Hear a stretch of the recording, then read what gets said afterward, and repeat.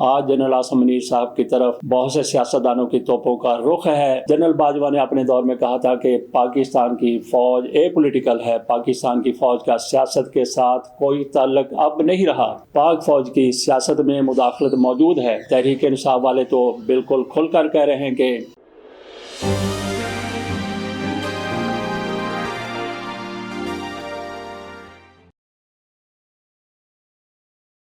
بسم اللہ الرحمن الرحیم۔ آج کے ویلاگ میں ہم پاک فوج کے حوالے سے بات کریں گے۔ پاک فوج پر کچھ لوگ تنقید کرتے ہیں، خصوصی طور پر جب پاک فوج کے کچھ جرنیل، کچھ افسر سیاست میں ملوث ہوتے ہیں تو ان پر تنقید بھی ہوتی ہے۔ یہ آج کی بات نہیں ہے، اس سے پہلے بھی پاکستان کی سیاست میں ہمارے جرنیل ملوث ہوئے۔ جنرل یحییٰ خان کے دور میں تو پاکستان دو لخت ہو گیا۔ کون ہے جو یحییٰ خان کو آج اچھے الفاظ میں یاد کرتا ہے؟ جنرل ایوب خان نے مارشل لا لگایا تو ان کی بھی مخالفت اس وقت بھی کی گئی، اس کے بعد بھی کی گئی، آج بھی اس پر بات ہوتی ہے۔ لیکن کچھ لوگ، بلکہ بہت زیادہ لوگ، جنرل ایوب خان کے مارشل لا کی تائید بھی کرتے ہیں اور سمجھتے ہیں کہ جنرل ایوب کا دور پاکستان کی ترقی کا دور تھا۔ اسی طرح سے آپ کو بہت سے لوگ مل جائیں گے جو جنرل ضیاء الحق کی بھی تعریف کرتے ہیں کہ ان کا دور حکومت بھی پاکستان کو اسلام کی طرف لے جانے والا دور تھا۔ پرویز مشرف کے حوالے سے بھی کچھ لوگ موجود ہیں جو ان کی طرز حکومت کی بھی حمایت کرتے ہیں، لیکن ان کی مخالفت کرنے والے زیادہ ہیں۔ خصوصی طور پر مسلم لیگ نون والے تو شدید مخالفت کرتے ہیں۔ پیپلز پارٹی اس سے بھی زیادہ مخالفت جنرل ضیاء الحق کے دور کی کرتی ہے، کیونکہ جنرل ضیاء الحق نے ذوالفقار علی بھٹو کو پھانسی کے پھندے پر چڑھا دیا، اور جنرل ضیاء الحق کا وہ دور تھا جس میں صحافیوں پر بھی تشدد کیا گیا۔ بات ہم کر رہے ہیں فوج کی۔ 3-4 پاکستان میں مارشل لا لگے، لیکن وہ مارشل لا جرنیلوں نے لگائے، پوری فوج نے نہیں لگائے۔ لیکن جب ہم کسی جرنیل کی بات کرتے ہیں، آرمی چیف کی بات کرتے ہیں، تو اس کی طرف سے کیا گیا اقدام پھر پوری فوج کا اقدام مانا جاتا ہے۔ لیکن جب کنسیکوینسز کی بات آتی ہے، جب نتائج کی بات آتی ہے، تو پھر پوری فوج بری ذمہ ہوتی ہے۔ وہی ایک بندہ، اسی کے بارے میں فیصلے آتے ہیں، اسی کے بارے میں زیادہ بات ہوتی ہے۔ آج کی صورتحال بھی یہ ہے کہ جنرل باجوہ نے اپنے دور میں کہا تھا کہ پاکستان کی فوج اے پولیٹیکل ہے، پاکستان کی فوج کا سیاست کے ساتھ کوئی تعلق اب نہیں رہا، پہلے سیاست میں تعلق تھا لیکن اب نہیں رہا۔ انہوں نے تسلیم کیا کہ پاک فوج کا سیاست میں تعلق رہا ہے، لیکن اس کے بعد انہوں نے کہا کہ اب تعلق نہیں رہا۔ یہ وہ تسلیم نہ بھی کرتے تھا، بھی ایک حقیقت تھی۔ پاک فوج کے جنرلوں کا سیاست سے تعلق رہا ہے، سیاست کو وہ اپنی مرضی کے مطابق چلانے کی کوشش کرتے رہے ہیں، لیکن یہ جرنیلوں کی حد تک تھا۔ جب جرنیل ایک فیصلہ کر لیتا آرمی چیف، تو پھر وہ، جیسا ہم نے کہا کہ پوری فوج کا فیصلہ ہو جاتا ہے۔ تو آج کل بھی جو صورتحال ہے، آج کل بھی پاک فوج کی سیاست میں مداخلت موجود ہے۔ تحریک انصاف والے تو بالکل کھل کر کہہ رہے ہیں کہ پاک فوج سیاست میں مداخلت کر رہی ہے، پاک فوج سیاست میں ملوث ہے۔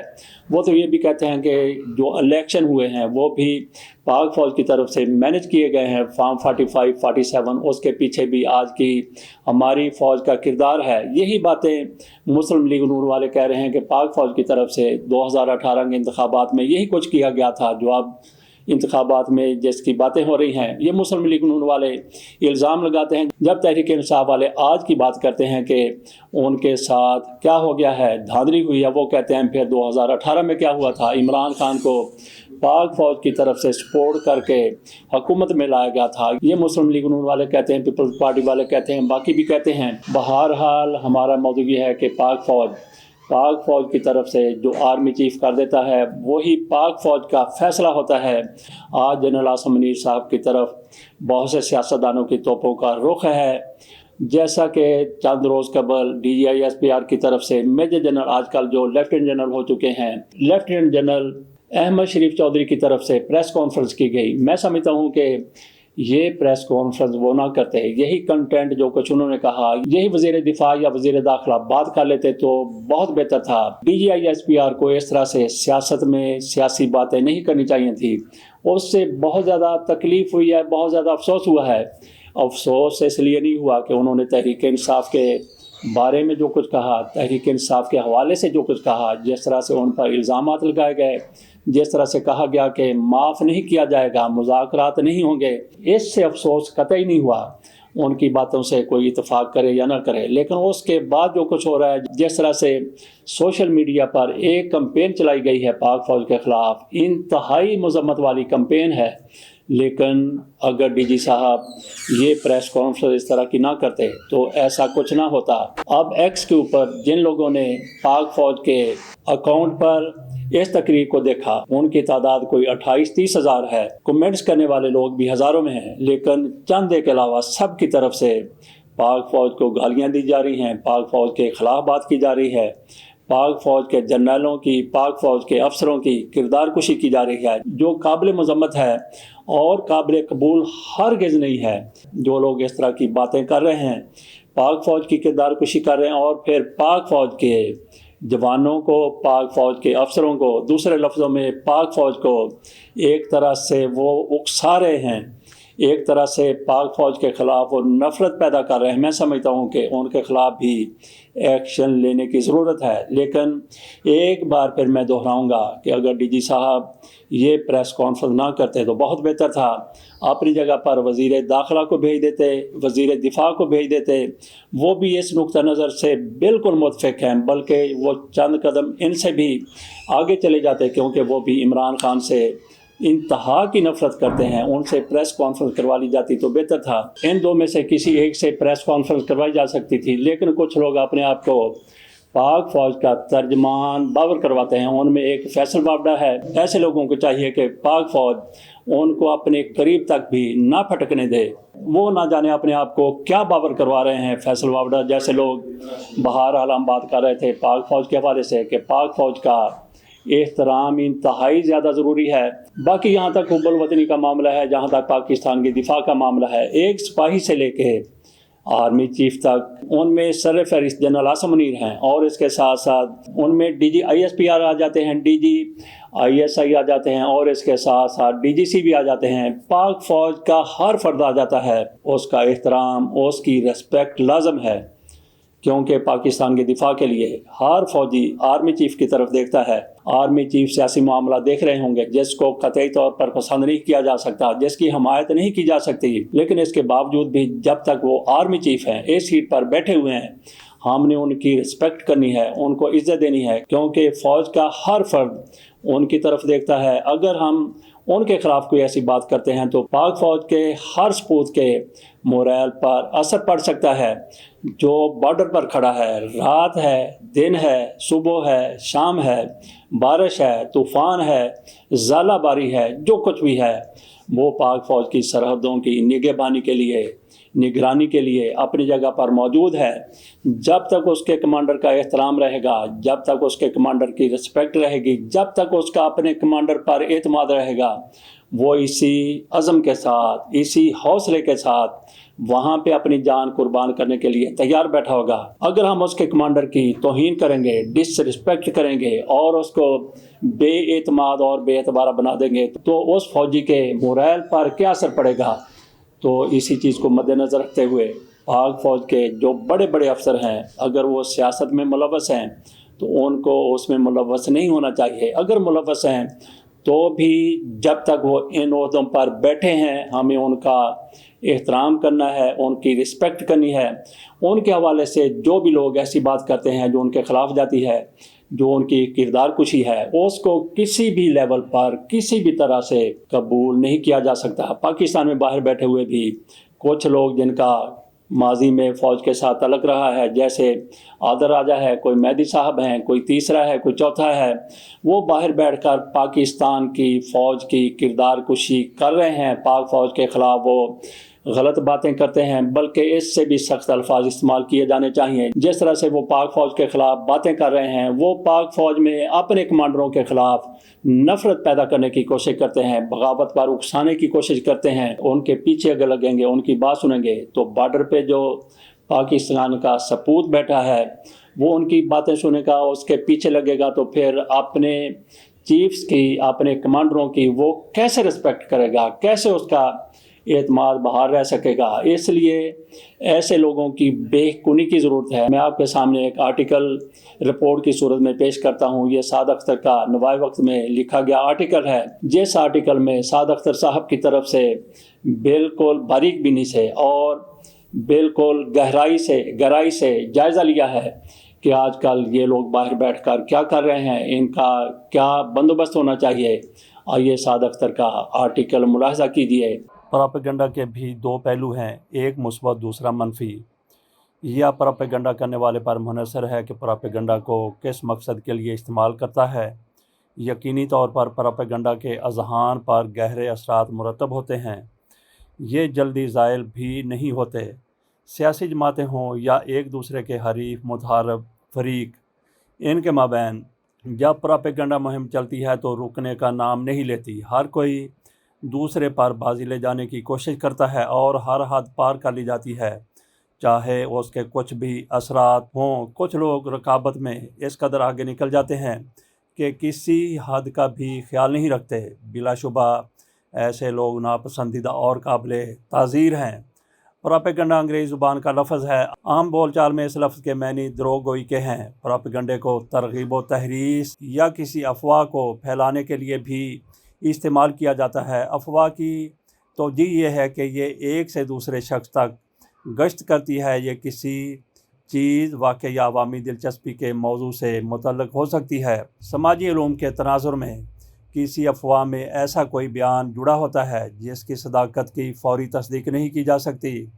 غیر مستند اڑتی ہوئی خبر یا کسی غیر حقیقی بات کو پھیلانا در حقیقت پراپیگنڈا ہے، جس کا ایشیائی ملکوں میں ہی نہیں مغربی دنیا میں بھی بڑی تیزی سے استعمال ہو رہا ہے۔ اخبارات، ڈیجیٹل اور سوشل میڈیا پراپیگنڈا کے اہم جزو اور ذرائع ہیں۔ جب سے سوشل میڈیا نے رواج پایا، ہر شخص کی جھوٹی خبر یا افواہ کو پھیلانے پر دسترس ہو گئی ہے۔ کوئی بھی یوٹیوبر کوئی بھی پراپیگنڈا کر سکتا ہے۔ سوشل میڈیا کے دیگر پلیٹ فارم بھی اس مقصد کے لیے استعمال ہو رہے ہیں۔ تاہم پاکستان میں ڈیجیٹل اور سوشل میڈیا پر ناپسندیدہ مواد اور قابل اعتراض پروگراموں کی سرکوبی کے لیے cyber crime investigation wing FIA میں متحرک اور سرگرم ہے، لیکن اس ونگ کے خاطر خواہ نتائج آج تک سامنے نہیں آ سکے۔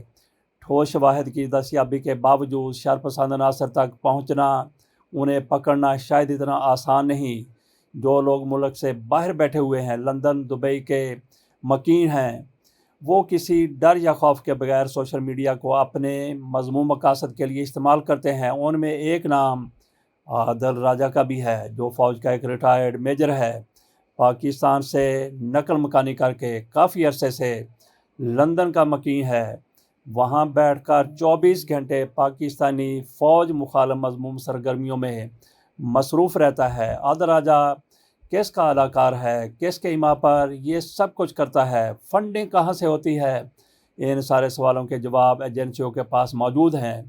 ISI نے عادل راجہ پر بہت کام کیا۔ کیپٹن ریٹائرڈ حیدر رضا مہدی بھی عادل راجہ کے ساتھیوں میں شامل ہے، جو سوشل میڈیا پر فوج کے خلاف نفرت انگیز مہم چلاتے ہوئے پاکستانی فوج کا کہنا ہے۔ ان دونوں ریٹائرڈ افسران یعنی میجر عادل فاروق راجہ اور کیپٹن حیدر رضا مہدی پر فوجی اہلکاروں کو بغاوت پر اکسانے کا الزام ہے۔ اس الزام کو لے کر دونوں افسران کے خلاف ان کی عدم موجودگی میں فیلڈ کورٹ مارشل کیا گیا، جس کے تحت نہ صرف ان کو سزائیں سنائی گئیں بلکہ ان کے رینک بھی ضبط کیے گئے۔ دونوں ریٹائرڈ افسران کو فوجی عدالت نے طلبی کے کئی نوٹس بھیجے، لیکن طلبی کے باوجود عادل فاروق راجہ اور حیدر رضا مہدی عدالت میں حاضر نہ ہوئے، جس کے بعد فوجی عدالت نے عادل راجہ کو 14 سال قید بامشقت اور حیدر رضا مہدی کو 12 سال قید بامشقت کی سزا سنائی۔ دونوں افسران کو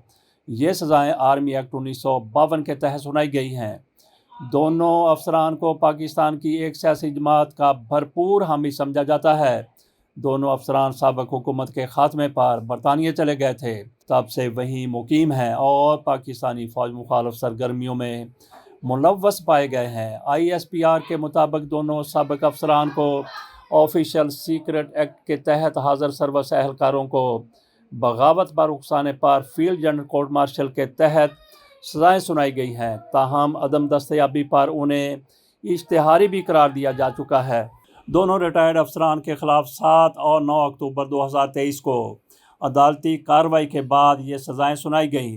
دونوں افسران کے رینک بھی 21 نومبر 2023 کو ضبط کر لیے گئے۔ عادل فاروق راجہ اور حیدر رضا مہدی کے خلاف ریاست کے مفادات کے خلاف منفی سرگرمیوں کی دفعات کے تحت تھانہ اسلام آباد میں بھی مقدمات درج ہیں۔ پولیس نے ان مقدمات میں عدم دستیابی پر دونوں ملزمان کو اشتہاری قرار دے دیا ہے۔ عادل فاروق راجہ نے برطانیہ میں رہتے ہوئے پاکستان کی موجودہ سیاسی و عسکری قیادت پر بھرپور تنقید کا سلسلہ شروع کیا۔ وہ اپنے یوٹیوب چینل کے ذریعے خصوصی طور پر پاکستانی عسکری ادارے کے خلاف پراپیگنڈا مہم چلائے ہوئے تھا۔ فوجی عدالت سے سزاؤں کے بعد بھی اشتہاری میجر اور کیپٹن کی فوج مخالف پراپیگنڈا مہم میں کوئی کمی نہیں آئی۔ پاکستان آرمی ایکٹ 1952 کے تحت دونوں سزا پانے والے ریٹائرڈ افسران ایک دن ضرور پابند سلاسل ہوں گے اور انصاف کے کٹہرے میں کھڑے کیے جائیں گے۔ پاکستان آرمی ایکٹ ہے کیا؟ آئیے اس پر روشنی ڈالتے ہیں۔ اس ایکٹ کے تحت ٹرائل اس صورت میں ہوتا ہے جب ان جرائم کا ارتکاب فوجی اہلکار کرے، تاہم اس ایکٹ کے اطلاق کے حوالے سے کچھ شقوں میں یہ قانون بعض صورتوں میں عام شہریوں پر بھی لاگو ہوتا ہے۔ فوجی ایکٹ کے تحت کارروائی کی صورت میں ملزم کے خلاف ہونے والی عدالتی کارروائی کو فیلڈ جنرل کورٹ مارشل کہا جاتا ہے اور یہ فوجی عدالت GHQ کی زیر نگرانی کام کرتی ہے۔ عادل راجہ ایسا گھناؤنا کردار ہے جس نے اپنے یوٹیوب چینل پر فوج کے خلاف نفرت پھیلائی، کافی گھٹیا اور نازیبا باتیں کی۔ وہ اسٹیبلشمنٹ مخالف بلاگز اور سوشل میڈیا پوسٹوں کی وجہ سے سرخیوں میں رہتا ہے۔ وہ micro blogging website X پر بہت سرگرم ہے۔ عمران خان کا بھرپور حامی ہے۔ وہ گزشتہ سال اپریل کے مہینے میں لندن گیا، جہاں اپنا یوٹیوب چینل قائم کر کے بعض فوجی افسران پر حکومت کی تبدیلی کی سازش کے الزامات لگائے۔ عادل راجہ کی مذموم سرگرمیاں حکومت اور فوج مخالف پراپیگنڈا مہم فوجی عدالت سے آرمی ایکٹ کے تحت سزا کے فیصلے کے بعد بھی جاری ہے، جس کے تدارک کے لیے حکومت پاکستان کو برطانوی حکومت کے ارباب اختیار سے ضرور بات کرنی چاہیے۔ عادل راجہ اور حیدر رضا مہدی جیسے لوگوں کو اگر بیرون ملک سے پاکستان نہ لایا گیا اور پابند سلاسل نہ کیا گیا تو دوسرے کئی اور فوج مخالف عادل راجہ اور رضا مہدی پیدا ہو سکتے ہیں۔ بھارت کا ایک ریٹائرڈ میجر گورو آریہ بھی عادل راجہ کی تقلید میں پاکستانی فوج کے خلاف بہت زیادہ دشنام ترازی کر رہا ہے۔ اس کے سدباب اور سخت جواب کے لیے پاکستانی ڈیجیٹل میڈیا اور سوشل میڈیا کو بہت متحرک ہونے کی ضرورت ہے، ورنہ جس طرح کی بھارتی میجر اور عادل راجہ نے پاک فوج کے خلاف پراپیگنڈا مہم چلائی ہوئی ہے، ایکشن کے بغیر اس میں کوئی کمی نہیں آ سکے گی۔ پاک فوج کے امیج کو بہت زیادہ نقصان پہنچے گا۔ اس احتمال سے بچنے کے لیے ہر محاذ پر مؤثر کارروائی کی ضرورت ہے۔ یہ آپ کے سامنے میں نے سعد اختر صاحب کا آرٹیکل رکھ دیا۔ تو ناظرین، بات ہم نے شروع کی تھی پاک فوج کی رسپیکٹ کی، پاک فوج کے کمانڈروں کے رسپیکٹ کی، پاک فوج کے کمانڈروں کے ساتھ، پاک فوج کے جنرلوں کے ساتھ ان کی مختلف ڈیوٹیاں ہیں، مختلف ان کے کام ہیں۔